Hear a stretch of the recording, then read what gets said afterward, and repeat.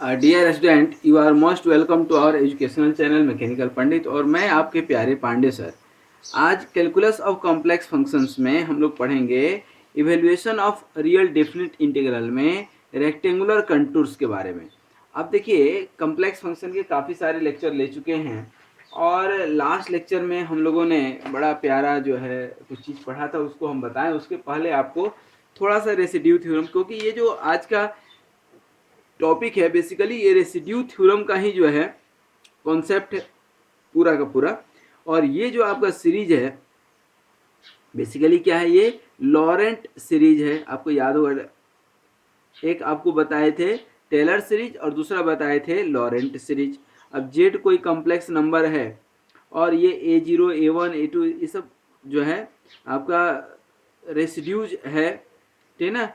और ये जो है रेसिड्यूज इसलिए आ जाता है क्योंकि देखिए ये माइनस में आता है। इसको जब सीरीज ऑफ कॉम्प्लेक्स नंबर पढ़ाए थे और उसका एक्सपांसन जब किए थे, याद आ रहा होगा आपको। नहीं याद आ रहा है तो आप इसका मतलब कि सीक्वेंस में वीडियो नहीं देख रहे हैं। हर वीडियो में लेक्चर नंबर डला हुआ है, लेक्चर नंबर के अकॉर्डिंग आप देखें, ठीक है ना। 1 बाई 1 करके वीडियो देखें तो उससे क्या होगा कि आपका कॉन्सेप्ट क्लियर होते जाएगा, ठीक है ना।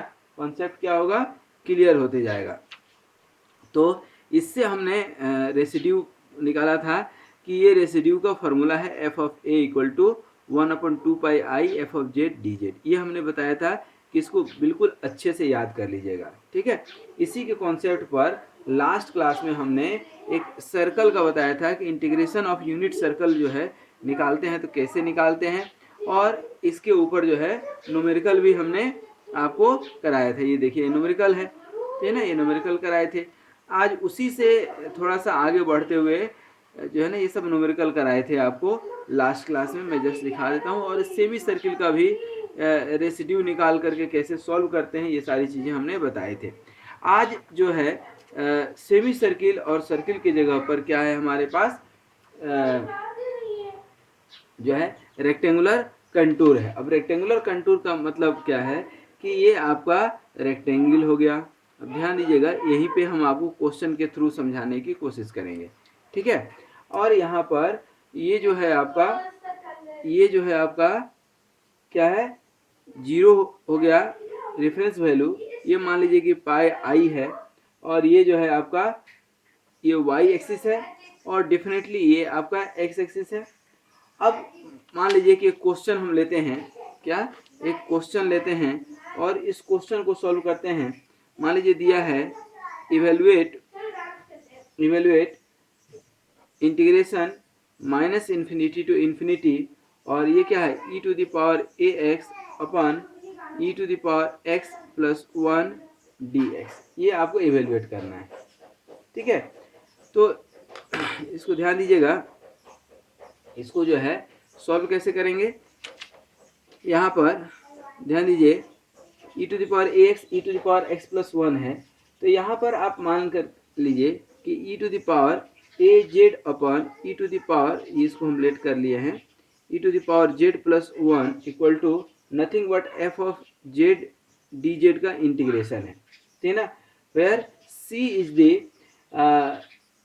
रीजियन, ठीक है ना। सी इज द, यहाँ पर अब चूंकि रेक्टेंगल है तो अब रेक्टेंगल मान लेते हैं, ये क्या है, ए है, बी है और ये सी है और डी है। यहाँ पर मान लीजिए कि आर 0 है, आर डिस्टेंस है। आर इसलिए ले रहे हैं ताकि आपको कुछ सर्किल आप पढ़ चुके हैं तो उसका कॉन्सेप्ट क्लियर है। ये आर से 2 पाई है और ये माइनस आर से क्या जाएगा 2 पाई, और ये क्या जाएगा माइनस आर से 0, माइनस आर 0। जैसे एक्स वाई का कोऑर्डिनेट लिखते हैं ठीक उसी तरह से लिखे हैं यहाँ पर, ठीक है। आप ध्यान दीजिए यहाँ पर कि यहाँ जो है वर्टाइसिस आपने डिफाइन कर दिया, ठीक है ना। और यहाँ पर F of Z has finite poles, has finite poles. Poles जो है क्या है, फिनाइट है। And it is given by, and it is given by, ठीक है ना, E to the power Z equal to क्या है -1, that is E to the power क्या है 2n+1 इंटू पाई आई, ठीक है ना। और z इक्वल टू 2n+1, ठीक है ना, पाई आई, ठीक है ना। फिर n इक्वल टू क्या हो जाएगा 0 +-1 +-2 etc जाएगा। the only inside the rectangle, the only inside the rectangle क्या हो जाएगा z इक्वल टू क्या है पाई आई, ठीक है ना, क्योंकि 2 पाई है, ये पाई आई क्या हो गया रेक्टेंगल के बीचों बीच में है, तो ये इसका एक पोल हो जाएगा, ठीक है ना, क्या हो जाएगा पोल हो जाएगा। Then you can write by residue theorem, क्या हो जाएगा इंटीग्रेशन ऑफ सी और क्या F of Z D Z equal to 2 pi I और रेसिड्यू एफ ऑफ पाई आई, सही है। और इसको अब हम सॉल्व करें तो क्या आएगा 2 पाई आई और यहाँ पर e to the power A z upon d Z और e to the power z +1, और ये क्या हो गया आपका z इक्वल टू पाई आई, सही है।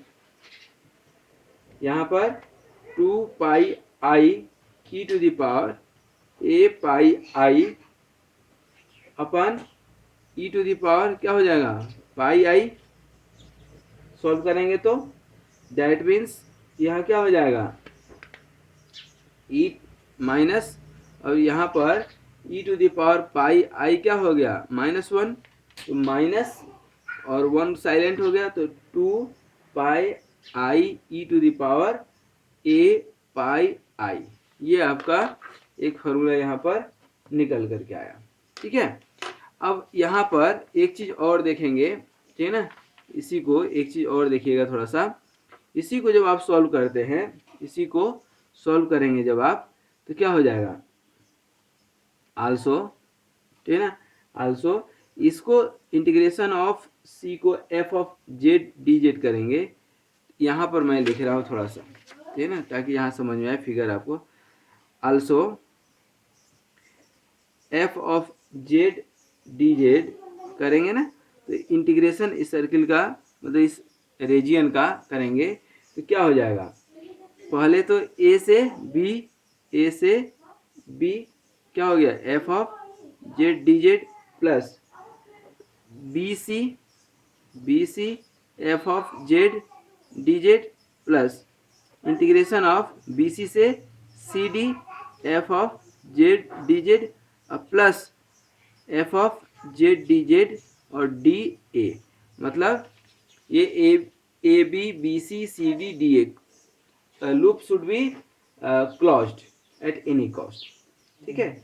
अब यहाँ पर वैल्यू रख देते हैं हम, f of Z D Z का यहाँ पर क्या हो जाएगा f of r plus i y दिया हुआ है, देखिए आपके सामने है, बार बार हम नहीं लिखेंगे, और ये कहा जा रहा है 0 से 2 पाई तक, ठीक है ना, तो r plus i y i d y, ठीक है, क्योंकि इसका तो हम निकाले हुए हैं ना, ये यहाँ कहाँ गया ये वाली ये, ठीक है, तो ये 1 की जगह करेंगे, जब 1 रखेंगे तो 3 पाई आई आ जाएगा, आर रख सकते हैं, ठीक है ना, तो अकॉर्डिंगली वो क्या होगा वेरी करते जाएगा, ठीक है ना। और ये भी एक आपका आया हुआ है, ठीक है ना, F of Z D Z को डायरेक्ट हम ये भी लिख सकते हैं, ठीक है ना।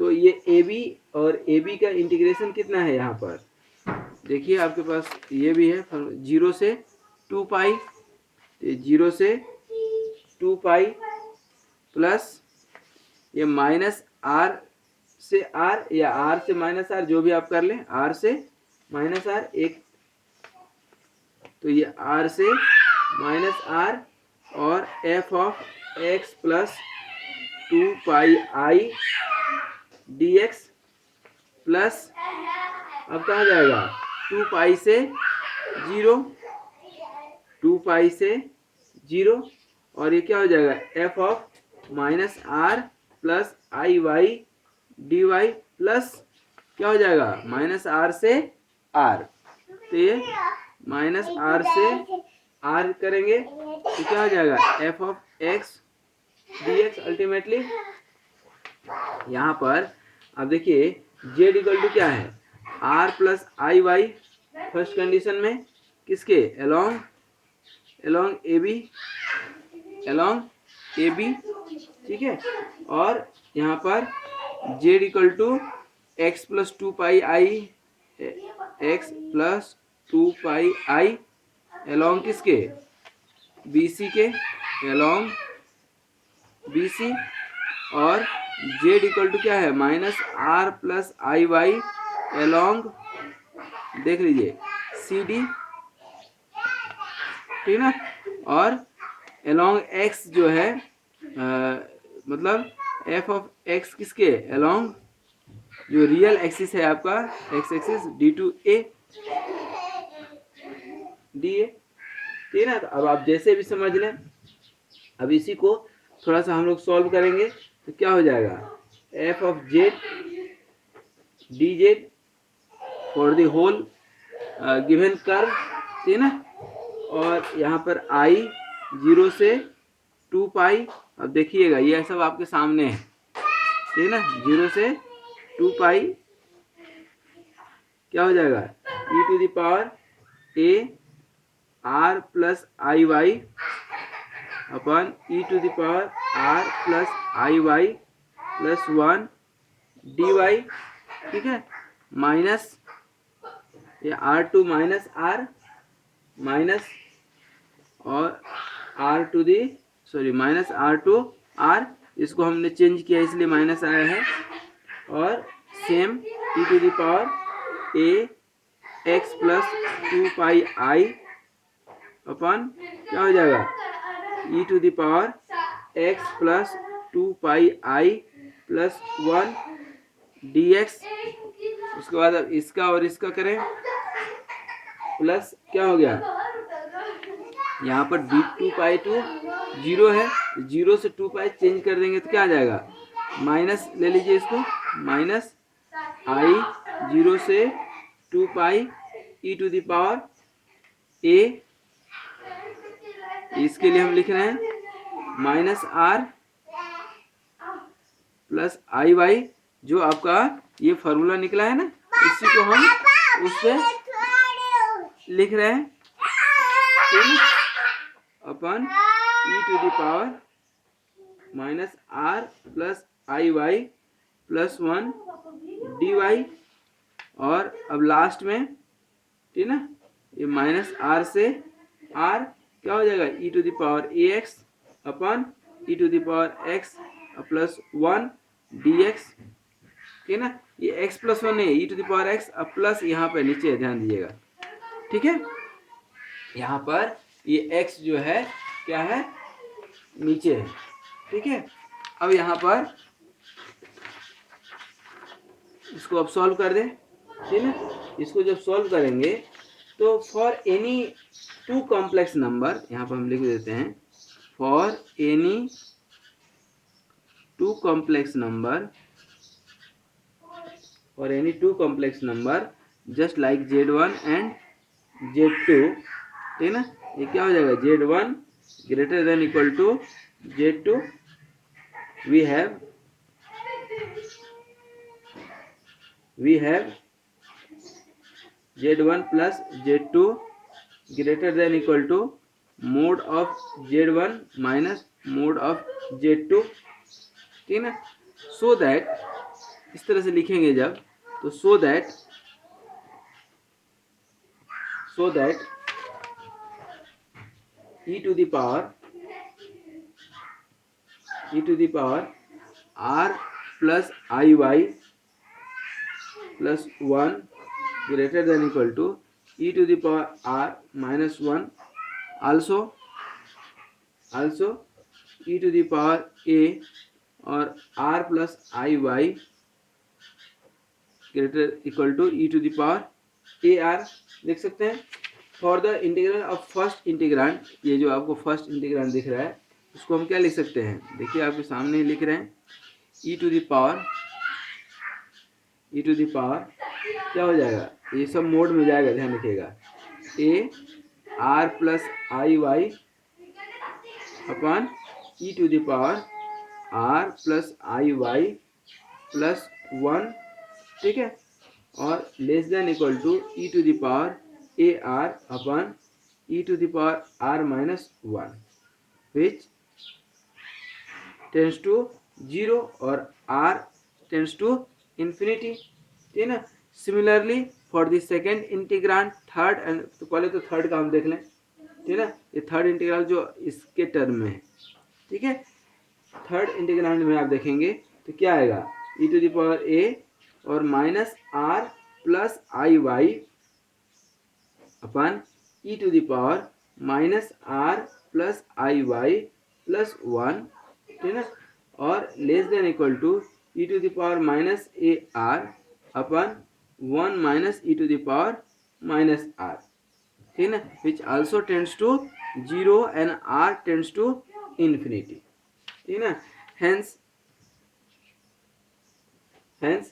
As r tends to infinity, since the first and third integral that we can see here, ठीक है ना, is approaching to 0, so what we can write, f of z dz equal to e to the power minus 2 pi, sorry minus तो पहले ही आ जाएगा, ठीक है ना, यहाँ लिख रहे हैं माइनस e 2 पाई ए आई, सही है,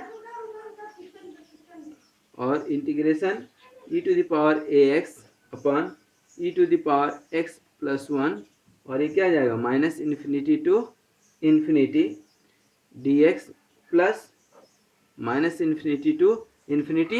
ये फाइनल आपको इस वाले फॉर्मूला में हम रख रहे हैं, ये जो सामने दिख रहा है आपको, ठीक है। जो सर्किल वाला हमने बताया था आपको याद होगा, ठीक है ना, सर्किल वाले, तो सर्किल वाले जो हम बताए थे ना आपको, सेमी सर्किल, सर्किल, ठीक है ना, सेमी सर्किल में आपको याद होगा तो माइनस इन्फिनिटी टू इन्फिनिटी लेकर के ही हमने ब्रेकअप किया था, याद आ रहा है लास्ट लेक्चर में। इस लेक्चर का आप जा कर के देख भी सकते हैं, और इसी लेक्चर के डिस्क्रिप्शन बॉक्स में इसका लिंक भी डाल दिए हैं, ठीक है। तो माइनस इन्फिनिटी टू क्या हो गया इन्फिनिटी, और e to the power A x upon e to the power x plus 1 d x हो गया। दैट मीन्स कि 1 माइनस क्या हो जाएगा, ये e to the power 2 pi a i common हो गया, और ये क्या हो गया आपका माइनस इन्फिनिटी टू इन्फिनिटी और e to the power A x upon e to the power x plus 1 d x हो गया। यहाँ तक मुझे लगता है कि डाउट होने का कोई सवाल नहीं है। अब इसको क्या हम डायरेक्ट सॉल्व कर सकते हैं क्या, इसको e to the power A x, इसको डायरेक्ट हम जब सॉल्व करेंगे तो क्या लिख सकते हैं minus 2 pi i e to the power a pi i लिख सकते हैं, ठीक है ना। अब यहाँ पर एक चीज आप देखेंगे, ये कहाँ से लिखे हैं हम, ये कहाँ से लिखे हैं, जो आपका ये वाला इक्वेशन निकला है ना, ये इंटीग्रांड किए हैं, यहीं से इसी फॉर्मेट में हमने डायरेक्ट ये लिखा है, और ये लिखा है, और यहाँ से ये जो आपको हमने बताया था ये देखिए ये लिखे, ठीक है ना, E to the power a pi आई, इससे जो है डायरेक्ट हमने यहाँ लिखा है, ठीक है ना। Now equating real and imaginary parts, ठीक है ना, यहाँ पर आप करेंगे इक्वेटिंग रियल पार्ट्स, ठीक है ना, क्या हो जाएगा माइनस इन्फिनिटी टू इन्फिनिटी और e to the power A x upon क्या हो जाएगा e to the power x plus 1 d x equal to क्या हो गया pi upon sine a pi, that is your final answer, ठीक है। तो इस तरह से रेक्टेंगुलर कंटूर्स का, रेक्टेंगल का आप बना सकते हैं, ठीक है ना। उसी तरह से आप जो है रियल एक्सिस पर जो है ना आइडेंटिफाई कर सकते हैं, ठीक है ना। तो ये हमने एक कॉमन कॉन्सेप्ट देखा कि किस तरह से सॉल्व करते हैं, ठीक है, ठीक है। अरे बात समझ में। तो ये जो है हमने एक रेक्टेंगुलर कंटूर का बना करके आपको दिखाया क्वेश्चन।